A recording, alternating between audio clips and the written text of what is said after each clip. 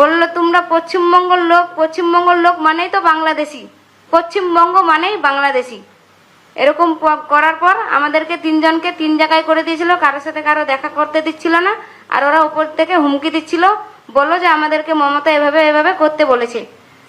এত ভয় দেখাচ্ছিল, এত অত্যাচার করছিল, বলার শেষ নাই। বাচ্চাগুলোকেও থাকতে দিচ্ছিল সাথে, কেড়ে কেড়ে নিয়ে চলে যাচ্ছিল।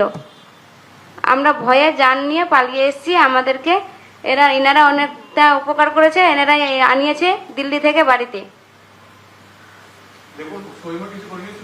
হ্যাঁ, সই তো অনেক জায়গায় করিয়েছে, অনেক জায়গায়, বলার শেষ নাই। আমাদেরকে কিচ্ছু বলেনি, ওরা সাইন করিয়ে নিয়েছে।